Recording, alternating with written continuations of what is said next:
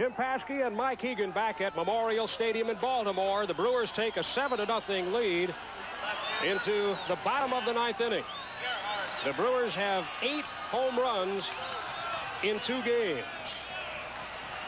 Juan Nieves to face the top of the Oriole batting order here in the 9th. Ken Gerhardt, Rick Burleson, and Cal Ripken.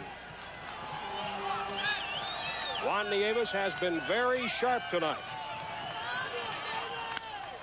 Ball hit to Molitor at third.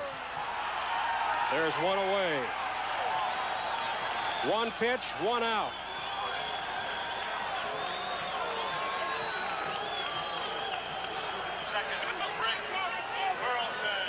Rick Burleson, 0 for 3 tonight. A couple of strikeouts and a fly ball. Burleson 0 for 12 in this series.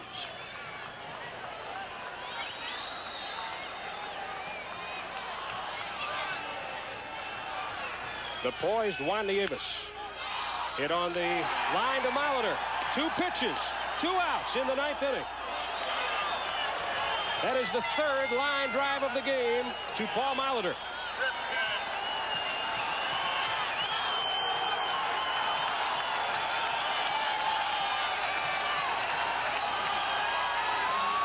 Cal Ripken Jr., the number 3 hitter in the Baltimore Oriole batting order.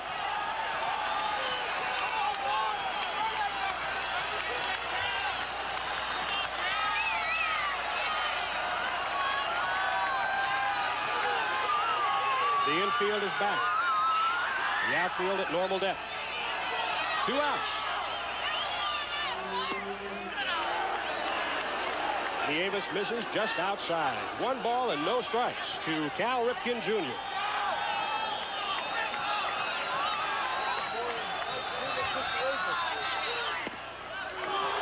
Just out of the zone. 2 balls, no strikes.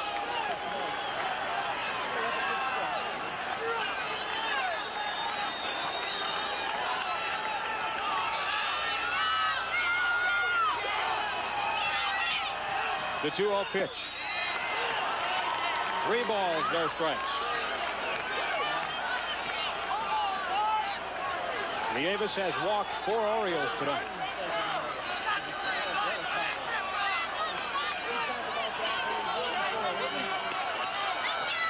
Is Ripken taking? Yes. And he walks. That's the 5th walk given up by Juan Nieves. And now he must face Eddie Murray. Murray is 0 for 2. Retired in the 2nd inning on a fantastic catch by Jim Pachorik in left. He popped out to Schroeder in the 4th inning and was the 4th walk given up by Nieves in the 7th. Ripken on first with 2 outs in the 9th. The Brewers lead 7-0. Hit in the air.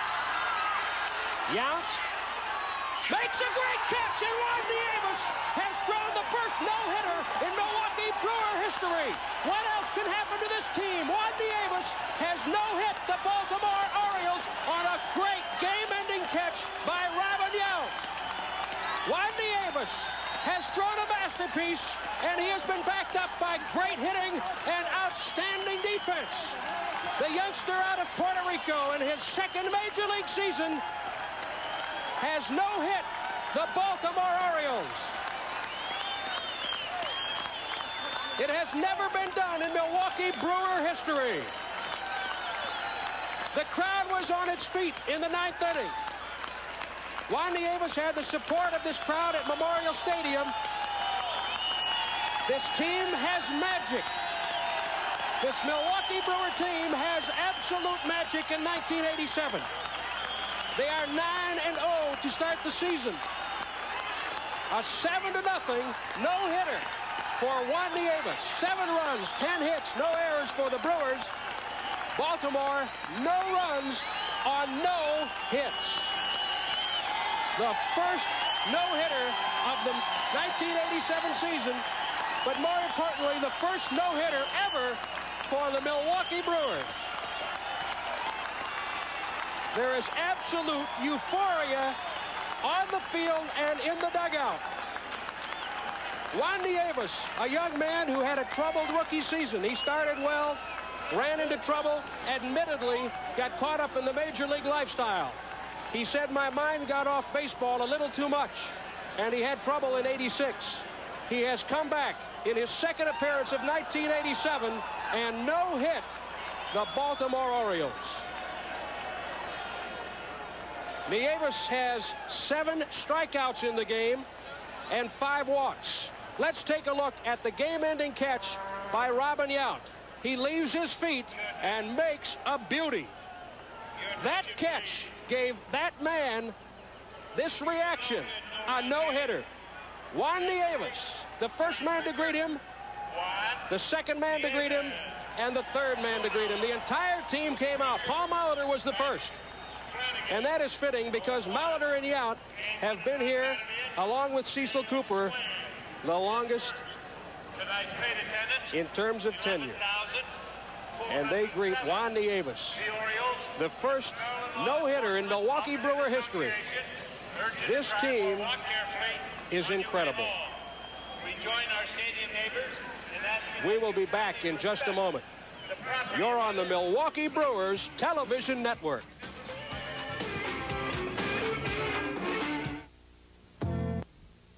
He's going to bring him out. Maybe we just, after you've read your... Well, there's no doubt about it. We have elected Juan Nieves as the player of the game, and $100 will be donated to the MAC Fund in his name, courtesy of Miller Lite and Super 18. And with tonight's victory, Colders is donating $500 for the no-hitter to the Children's Hospital of Wisconsin. We salute the Brewers. We salute Juan Nieves. We salute Colders for winning one for the kids. And boy, did they win one for the kids tonight. 7 runs, 10 hits, no errors.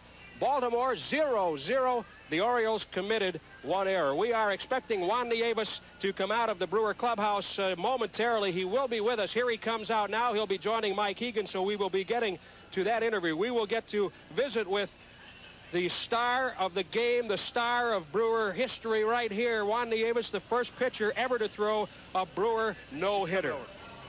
Nieves was outstanding tonight. He came out. He started to throw first pitch strikes. He hung in there, and let's go right down to Mike Egan and Juan Nieves. Okay, Jim Paschke, thank you very much. Juan, for us, about the 5th or 6th inning upstairs, we started to look at it and think about it. How about in your own mind? When did you start to think about it? Well, I started thinking about it after Robin caught the ball. That's when I saw everybody jumping around. Honestly speaking, I was just trying to keep my team in the ball game. Almost the whole game was 1-0, so I just wanted to keep my team in the game, and you know, just because I had my good stuff today, I basically had a good slider and a good changeup, but I felt good just at the last start. You know, just felt real good, and my teammates really picked me up. They had a great play, and Robin and everybody, Paulie, we hit the ball, and I dedicate this game to my team and to the people in Wisconsin. What are you feeling right now? Has it sunk in yet? No, not really. I'm happy that my team won, and that's all I really care about.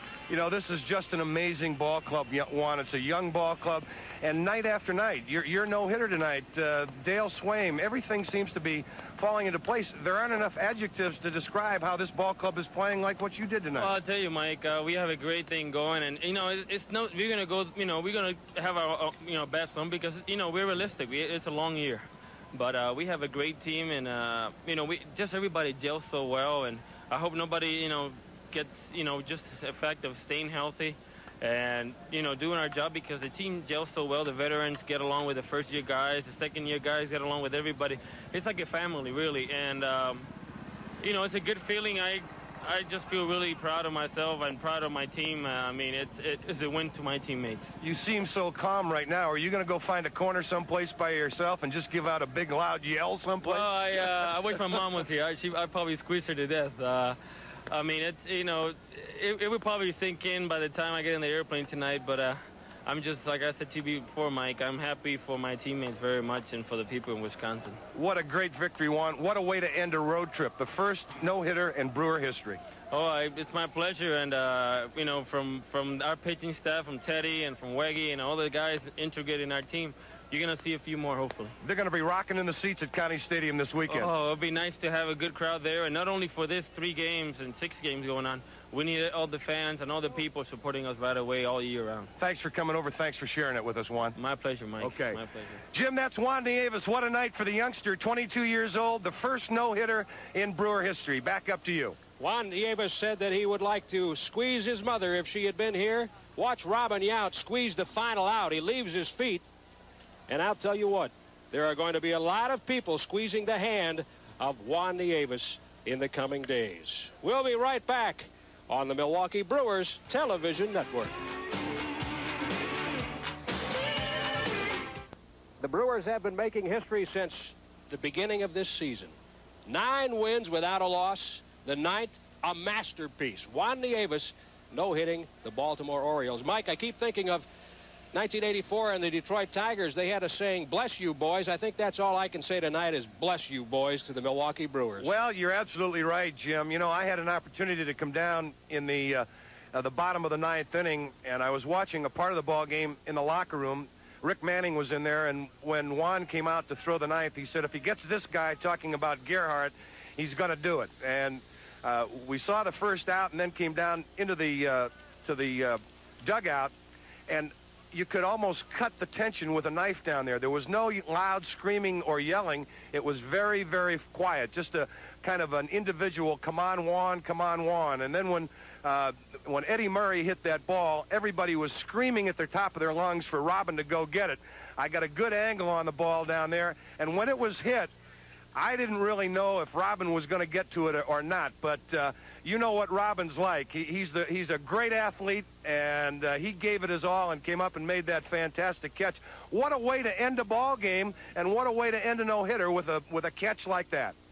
Mike, we would be very remiss if we did not talk about Billy Schroeder in this equation, because I talked to him before the game, and he said, I think one of the reasons I'm in there tonight is to steady Juan Nieves. Help him through some rough times. Get him to throw those first pitch strikes. Billy Schroeder deserves a lot of credit tonight. Well, he certainly does, and you're absolutely right. We talked about it during the ball game. Juan said that he felt that he had a good slider tonight. I think we saw during the ball game that he struggled with it a bit through the middle innings, but toward the end there, he was really snapping that slider off in the strike zone. So I think between innings with Bill and with Chuck Hartenstein, the pitching coach, they kind of talked and walked Juan through the ball game tonight, and he was absolutely fantastic. And really, you know, in a moment of victory like this, I know that he wanted to share it with his teammates in the locker room, and that's why I thanked him, because it's great of him to come out here and share his thoughts with us tonight. Mike, one of the key areas, maybe 2 key areas, when Juan Nieves perhaps pitched around Eddie Murray in the 7th, and then he walked Ripken in the 9th. Was he pitching around Ripken at that point? Well, that is a questionable point. I really don't know. Again, we were talking about having to face either Ripken or Murray with Rick Manning in the locker room, and they talked about maybe at least not giving Ripken much to hit at. But you know, it's not very often that you pitch around Ripken to get to Eddie Murray, but Murray's not swinging the bat very well right now, and Ripken is. I would just think whether they were pitching around him or not, I don't know. I don't think they wanted to give him a good ball to hit, and they weren't sad when they walked him. Okay, Mike. Well, we have witnessed a masterpiece, and we are glad that you could be with us. Jim Paskey for Mike Egan saying goodbye from Memorial Stadium, Baltimore. The Brewers head for home, where they will open up a weekend series with the Texas Rangers Friday night at County Stadium. Our next telecast will be Monday night, April 20th from Comiskey Park in Chicago. Airtime for the Brewers and White Sox, 7 o'clock. Once again, tonight's final score, Milwaukee 7, Baltimore nothing. The Magic Juan threw a no-hitter. This is the Milwaukee Brewers Television Network.